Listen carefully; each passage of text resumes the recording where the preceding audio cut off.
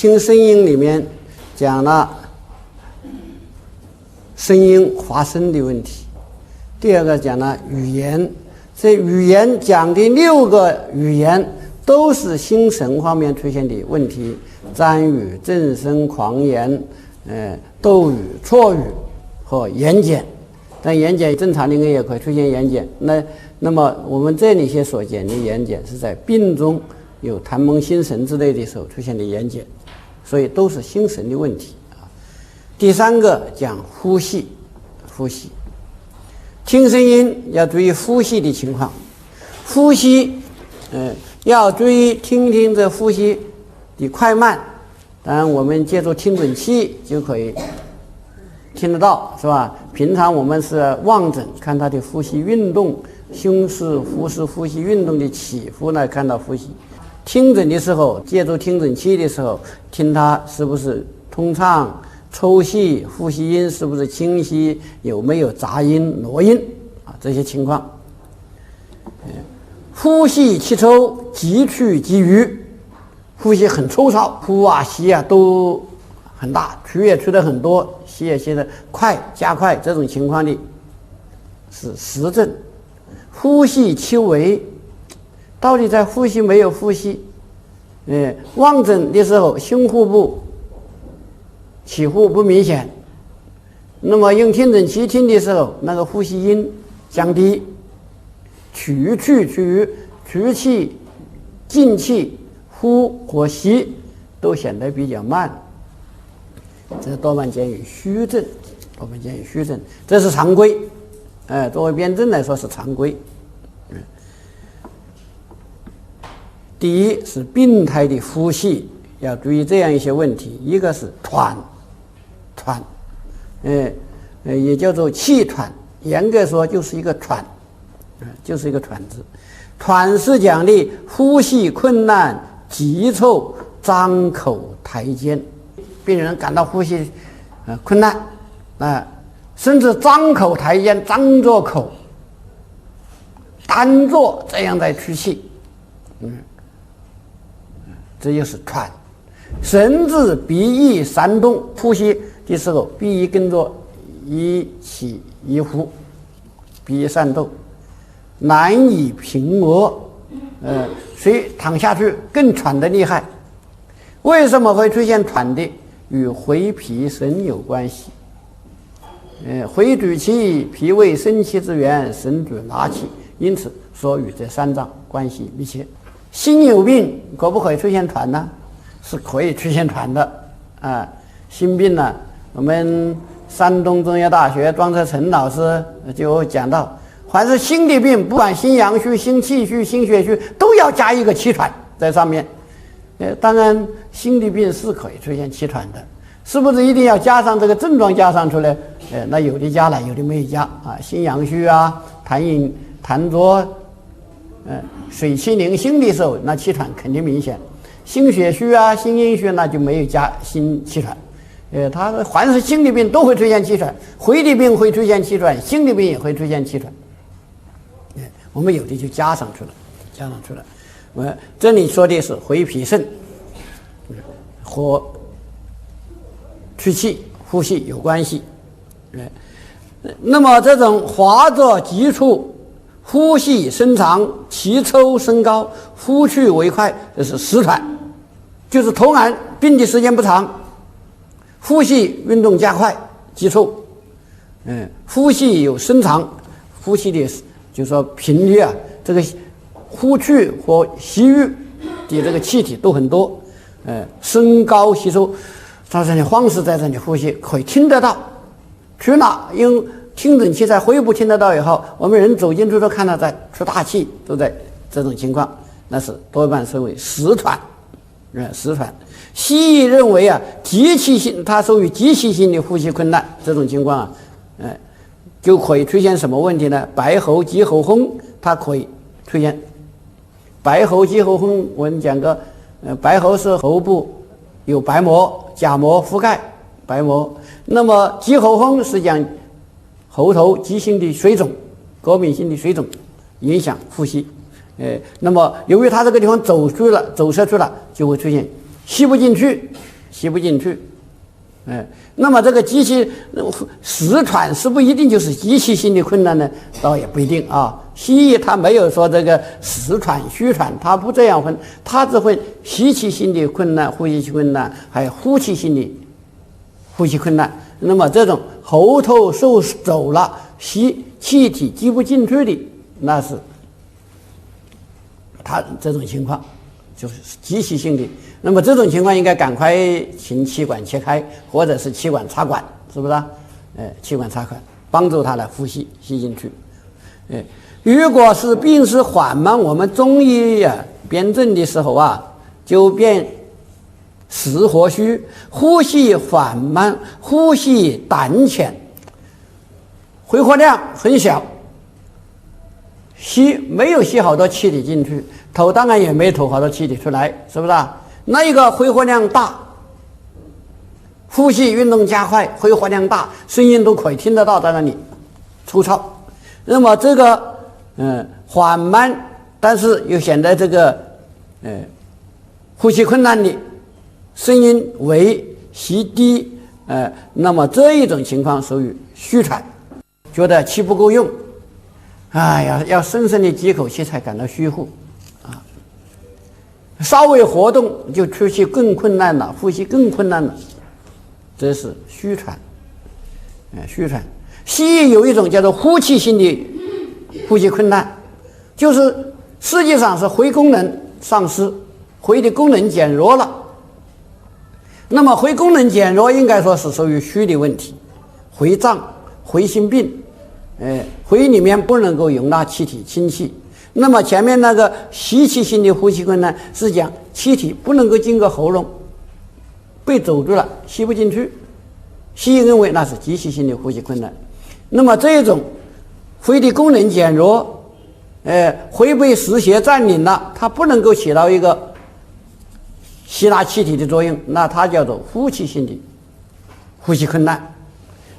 那么这个呼吸性的呼吸困难，应该说我们长期的病这个回的病呼吸功能减弱，应该属于虚症。那么这个虚症是不是就是等于我们中医讲的虚喘就是呼气性吸气困难呢？那也不一定不完全相等。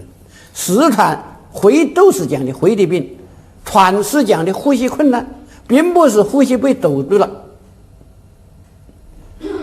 所以喘实际上就是呼吸困难，病人自己觉得这个气体不够用要放肆在这里呼吸喘，这是喘第一种。第二个是消，喘和消是两种不同的表现，可以结合在一起，但是是不同的表现。消是讲的呼吸急促失喘，喉间有哮鸣，主要是喉间有哮鸣，当然回里面也听得到，用那个听诊器听呜在叫在叫，喉头地方听得到，我们不用听诊器都听得到。那个小喘的病人小病发作的时候，喉咙里面呢就笑。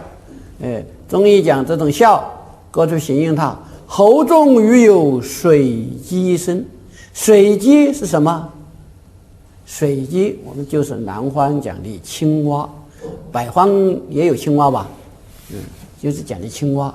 那么这种喉中余有水鸡声，就是在这个喉咙里面有呜的在叫，有叫这种声音。因此喘和消它的表现，喘是讲气息呼吸困难，消是讲的声音有一种异常的声音出现，这就是消。为什么会有异常的声音呢？是痰饮内服，腹感外邪。腹感外邪就是为什么会消实际上就是这个气体通过这个有痰饮的地方在这里震动，气体使这个痰饮出现震动。西医讲认为是气管在痉挛，处于痉挛状态。这么一种状态里面又有痰饮，气使它去的不通畅，因此就出现了这种声音。至于什么久居湿地隔湿宣咸生冷这些都不是很确切的理由。你们小病到底是什么原因引起来的？我看现在也不是很清楚。有那种地方就容易出现小病，比如说我们湖南有个浏阳，浏阳河那个浏阳，那个地方它就小病很多，有的小孩子2、3岁就出现小病，一直到几十岁，很容易发，一受寒感冒就发。闻到一点什么那个地方产霉啊，霉可能有人认为可能是霉，实际上它不产霉的地方它也那个，所以这个到底什么原因并不太清楚。古人认为了什么湿咸呐、湿宣的太多啊，潮湿啊，只能从这么一些原因找，真正的原因可能还不太清楚。但是有一点，它里面是有痰饮内呼，这个是它的一个主要病机。喘呼吸困难，它不一定有声音的异常，所以喘可以不见效，一般不见效。而小一般是鼻癌间喘，呼吸有痰饮内停，气管气道不离，这个气管支气管不通畅，气道不离，鼻癌当然就有呼吸困难。因此小鼻癌会兼喘，而喘呼吸困难，那呼吸困难的人不一定每个人都喉咙里面有水积声所以这个小但是有喘的话，但是一定要有小敏音这个特点。喘是以呼吸急促、呼吸困难为主要表现。由于小又可以兼有喘的症状，因此翻译的时候古代有的就称为小喘。严格的说，小和喘是2种表现。小是一种特殊的疾病，小病；喘是可能是其他的疾病出现的一种呼吸困难的表现。高热肺部有，比如说肺热病，西医讲的肺炎，肯定会有喘吧，呼吸困难。肺功能不好了，肺气虚衰，心肺气虚，中气不走，呼吸也困难，当然它也会喘也会喘。因此喘是一个症状，它是在很多病里面出现的一个症状。小是一个独立的疾病，它具有以喉间小敏有声这样一个特点。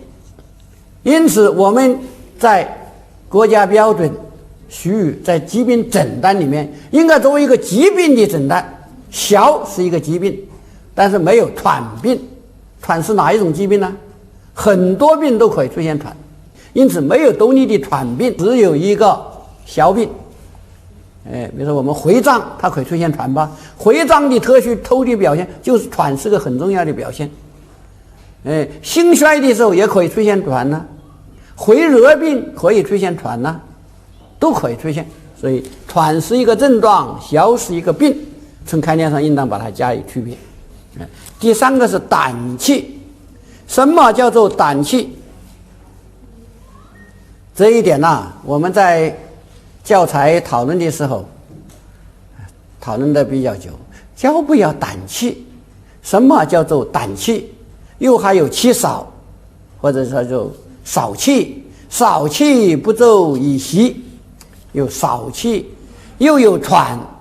现在又来一个胆气，还要不要胆气？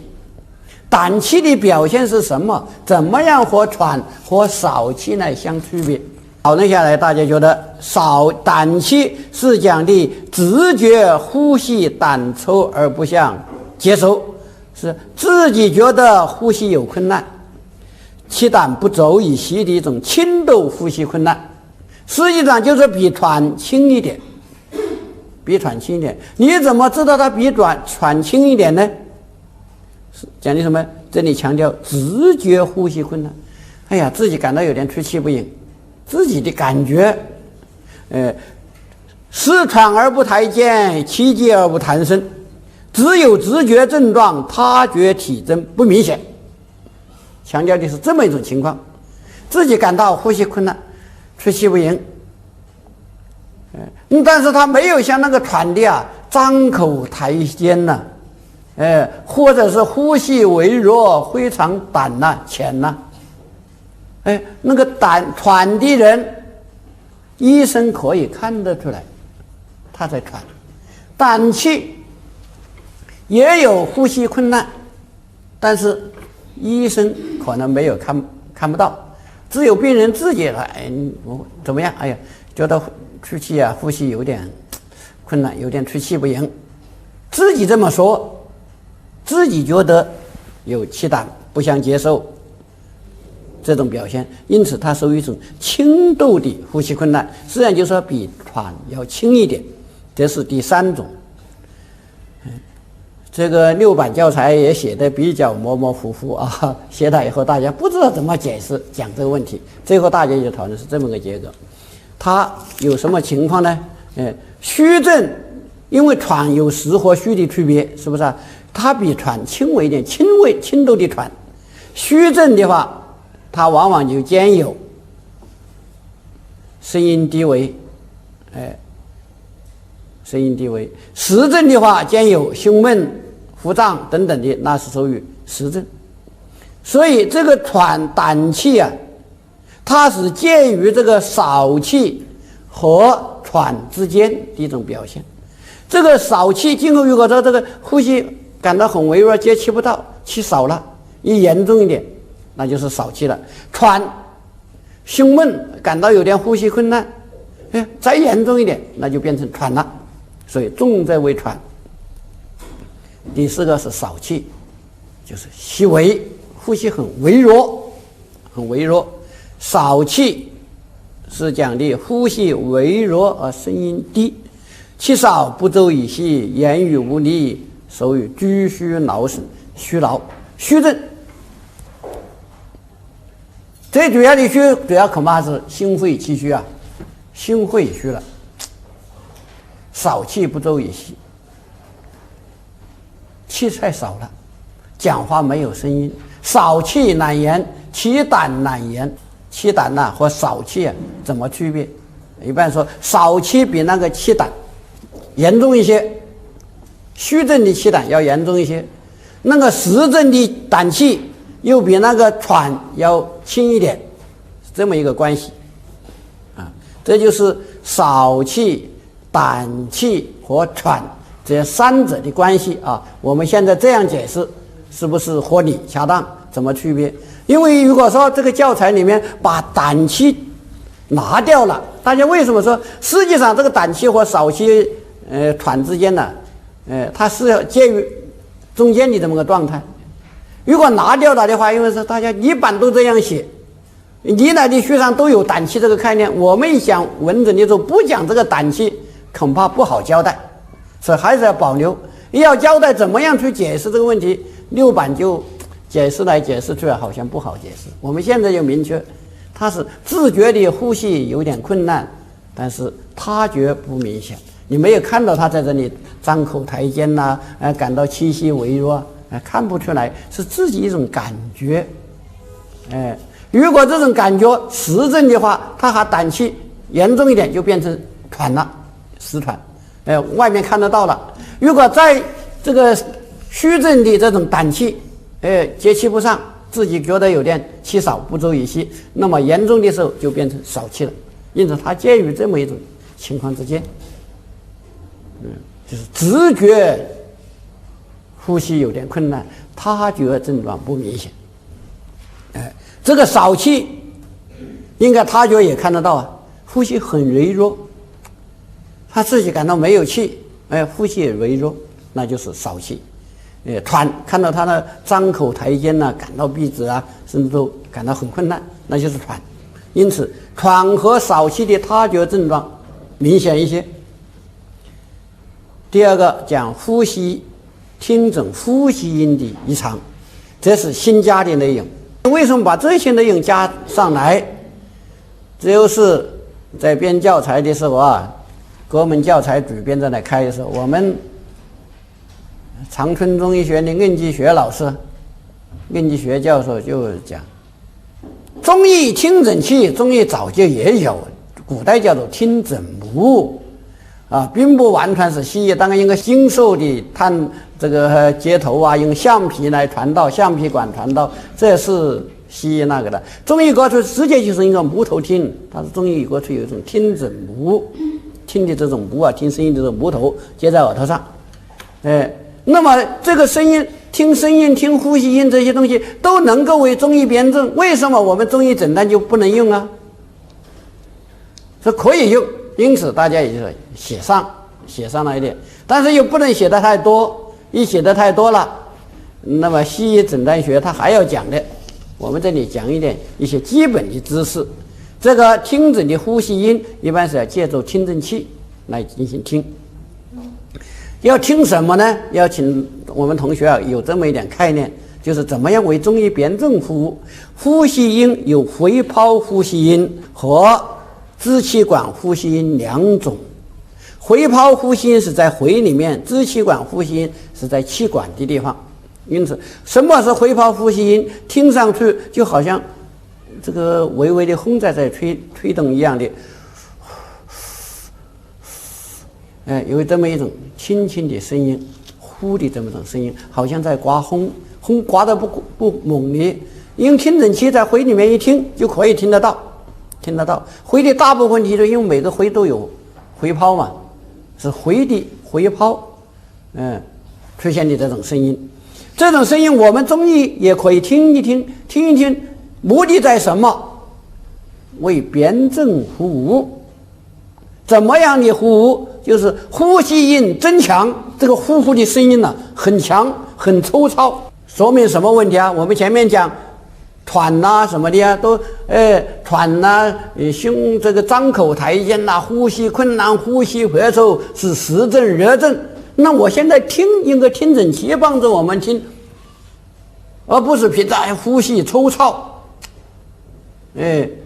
声抽气壮，这个呼吸音的很粗糙。那我用听诊器帮助去听一下，听到这个声音确实很粗糙，增强了，那是血热破会，呼吸功能增强的一种表现加快的一种表现。如果是一侧或者某一个局部增强，那就是这一侧或者某一个局部有了病变，这个地方的呼吸音特别明显，其他的部位呼吸音不太明显，没有那么强，那就是这个增强了的这个部位有问题，这一个局部可能有血热精细在这个地方。如果呼吸音减弱，呼和吸那个回泡没有什么虚张收缩，呼吸不太明显，因此呼吸音减弱。为什么会出现呼吸音减弱的呢？那我们来辩证诊病的时候要考虑的问题，减弱那可能是这个地方功能减退回气亏虚这是常见的吧。还有一种，因为这个地方有了邪气、痰饮、淤血、肿瘤等等这些东西停留在这个回泡，整个这个回都被痰瘀这些东西走摄住了，痰饮淤血走摄住了的话，回泡同样没有功能，因此这个局部有痰饮停留这个地方，它的呼吸音也会减弱，所以减弱的那个局部可能就是病变的所在，我们听呼吸音帮助我们了解这么一些内容。第二个，支气管的呼吸音，支气管的呼吸音是在什么地？在气管的周围明显，它的表现像张口呼吸时发出的这种张口呼吸这种哈的声音，这个在气管的周围可以听得到，用听诊器一听就听到了。同样，我们也是了解它的是不是有增强或减弱的情况回部其他的地方可以，如果听到很明显的这种声音，它应该是在气管这个地方才出现那个回泡呼吸是回泡随着呼吸收缩，它的功能收或收的一种表现，因此声音比较低。这个支气管呼吸音是这个气体要经过这个管道里面，拉风箱一样的话，这个气体在这个管道气管里面进去，气体在这里流动产生的一种表现。如果是在其他的部位听到了这种哈的声音比较高的声音，那可能是有病变。什么病变？中医也可能认为是热、痰浊、回痈、回脑、肿瘤等等，这些情况都可以听得到。特别像什么形成空洞的时候，那空洞啊，我们讲这个为什么支气管呼吸音在气管的周围，它是在气管里面跑动的时候，我们在外面听到的这种声音。这个地方形成个空洞了，那里面的气体传导增强，也可以出现这种声音。有水，它也可以引起这种声音，水的传导，通过传导，可以引起这种声音，可以增强。这是两种呼吸音呢，主要是看看它的回的功能是增强还是减弱，回气是虚弱还是有邪气停留。从这个呼吸音的强弱，支气管呼吸音的回泡的呼吸音的强弱，支气管呼吸音的强弱来判断虚实有没有邪气停留在肺，考这个问题。第三个是挪音。听呼吸音里面呢，听呼吸的时候啊，看看肺里面有没有异常的声音。挪音是讲呼吸音以外的附加的一种声音，正常的呼吸音可以听得到这个声音，除了这个声音以外，还可以听到另外的声音，夹杂了一个另外的声音，那叫做挪音。挪音又分为两种，一种实心挪音，一种是干性挪音，是吧？实心挪音又叫做水泡音。水泡音就像小孩玩的时候，用个竹管子把这个在水里面吹气，一吹气就咕噜咕噜咕噜，出现的这种声音，咕噜咕噜咕噜，水泡的声音。这个水泡的声音又分为抽实心挪音和细实心挪音。为什么会有水泡音？正常的只有呼吸。随着呼吸运动的时候，有可以传到听到的呼吸气体在里面流动啊，回泡在这里虚收啊，产生的声音正常的。那么现在听到了这个水泡音，这里面就肯定有水。那中医讲的水是什么东西啊？就是痰饮，痰饮的问题。抽和细只是病情的轻重的问题，肯定不管你抽也好，细也好，都是有痰饮、痰湿停留在里面，才会产生一个水泡音。它是吹这个水泡泡的样的响的声音嘛，里面有痰饮痰饮，也可能是痰饮，也可能是邪热、痰热，那都可能的，可能的。这个抽实心挪音呢，可以见于重度昏迷、喉中痰鸣。喉中有痰鸣，当然在肺上面听起来就有挪音了，并且很抽糙的挪音了。小喘的病人肯定，小的病人含饮内停是基本病机吧，因此小的病人也肯定有实心挪音，说明有痰饮。我们耳朵听的时候听得不太准，用节奏听诊器听得更准一些。耳朵还没有听到喉中痰鸣，那么我在接受听诊器已经听到了有痰鸣，有水泡音，有实心挪音，抽实心挪音，那不是更准一些吗？主要目的是这样说明里面有痰饮。干性挪音，干性挪音就是有音乐性的挪音，像吹笛子一样，呜呜，或者是金属的这种声音较长的音乐性的一种呼加音。你平常的呼吸，这个声音循正，那个这出现了一种像音乐笛子，甚至像打锣一样的这种声音，声音调比较高，尖脆的，像这种是什么问题呢？其他目的这种表现就是气管处于痉挛收缩，这个气体通过的时候不通畅，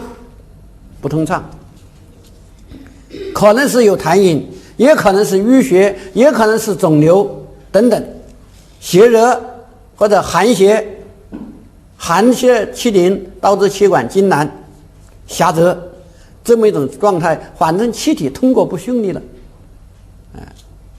出现这种声音。所以我们讲小病的病人呢，他既可以表现为湿性络音，也可以有干性络音，既有湿性络音又有干性络音。为什么？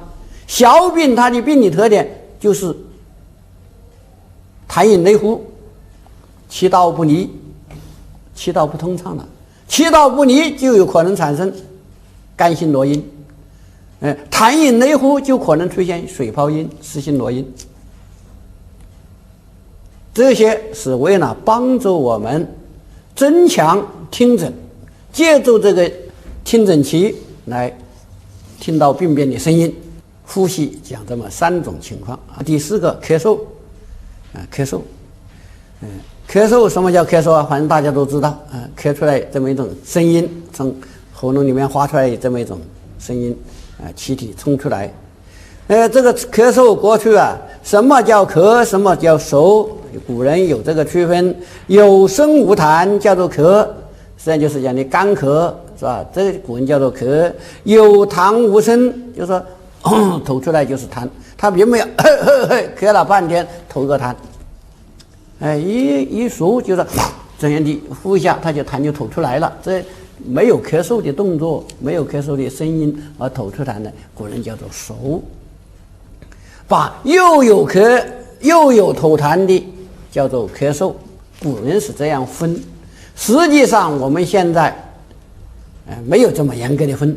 为什么呢？因为这个咳是一种重点，应该是讲声音而言的，它吐不吐痰那是另外一个症状。所以吐痰不吐痰，我们现在就没有说是嗽，没有说是嗽痰，就是咳痰、卡痰、吐痰，没有叫嗽痰。所以这个现在一般呢没有这样的区分了。咳嗽就是讲的有这种从肺里面发出来这种咳咳的声音，就叫做咳嗽，没有说嗽就是吐痰，咳就是有声音，不是这样区分的。咳嗽古人认为是咳不离乎肺，不离乎肺。张景岳讲咳不离肺，他根据什么呢？《说问咳论》里面讲五脏六腑皆令人咳，非斗肺也。非斗肺也，也就是说肺有病的时候一般都有咳嗽，但是除了肺有病引起咳嗽以外，其他的脏腑也可以引起咳嗽，非斗肺也。那么根据这个咳嗽，当然这样咳就是讲的咳，有的嗽是把这个吐痰连在一起了，因此我们就根据这个咳嗽和间有痰有没有痰的情况，有这么几种：咳声重浊紧闷。之前我们讲过一个声重，发出来这个声音呢，重浊像鱼从瓮中取，咳的声音呢，好像从这个坛子里面嗡的发出来的这种声音。咳的声音重浊，胸部有紧闷的感觉，这样一种多半是实症。由于痰饮，这里写的是痰湿啊，可能是痰湿痰饮停于肺所导致的。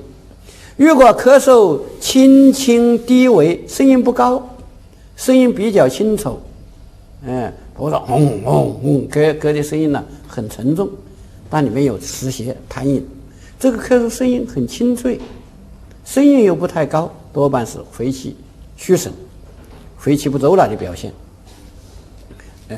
咳声不扬，扬不扬这都不一定啊。兼有黄痰，那是属于热邪所导致的，有痰热内温。肯定这不但光这是一个热啊，又有痰又有热，痰热内温。如果咳声有痰，痰花一卡的，我们说哪一种痰？痰色薄，容易一卡就卡出来了。痰花一卡的那是湿痰，是不是啊？因此这就是痰湿走肺。不管你是又咳嗽又有吐痰，那就肯定都有痰。现在是痰变成黄色了，一般来说呼吸可能也有困难啦，色红苔黄腻，那肯定是热痰；苔白痰白，那肯定是寒痰湿痰。干咳无痰或者少痰，属于潮血犯肺或者回阴亏虚，这个很容易理解。干燥没有津液，因此只有咳嗽的声音。这种潮血犯了，回阴不足了，肺得不到濡养滋润，当然它出现咳嗽，稍微受点刺激就出现咳嗽。肺郁中闯这个鸣，稍微受点刺激就会引起咳嗽，但是它里面没有痰，因此干咳无痰或者少痰。有两种特殊的病，它的咳嗽的声音有离常，一种是咳嗽连收性的痉挛性的咳嗽，一咳几十声，咳几十声才放个进来，这咳到小孩脸色红啊，血管都怒张啊，都波动啊，脸色红啊，就好像喘不过气来了。咳几十声接连不断的咳，那个大人很担心了，这小孩会咳死啊，会起悲剧啊。你这么连收咳的时候，他没办法呼吸，这不下去会死掉吗？并且咳完了以后还有一个特殊表现，就是咳完以后像那个公鸡打鸣一样的打鸣了，叫了它那个气体那么回收那么一声，咳与鸡鸣一样的回声，最后咳后有鸡鸣一样的回声，恍惚划着，就说一天划了那么几次，10多次20次一咳就咳几十声，连收性的痉挛性的，咳完以后有这种鸡鸣，叫做白日咳、邓咳，也叫做漏枝咳。漏枝，什么是漏枝啊？捉鱼的那个鸟，这个鸟它就潜到水里面去一下潜到水里面去，把那个鱼的鳃它可以把它夹坏以后，那鱼就不能够呼吸游泳了，是吧？它把那个鱼就钓上来了。所以那个打鱼的渔民，船头就有一只漏枝，这漏枝可能也有这种声音了，所以叫做漏枝咳、白日咳，中医叫做登咳，一蹬一次划着几十声，接连不断，所以叫做登咳。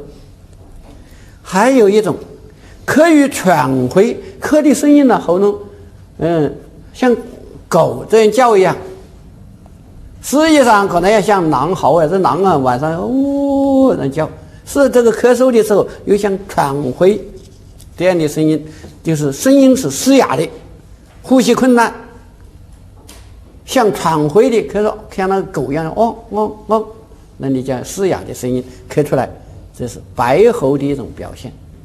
当然是不是白喉，是不是像喘回那个声音你说这就是喘回，那个咳嗽不是要喘回，那像喘回，是不是喘回，是不是白喉，那当然更重要的要看看喉咙有什么表现吧，有没有发烧那些表现。这是两种特殊的一种咳嗽声音呢，要我们讲一讲休息一下。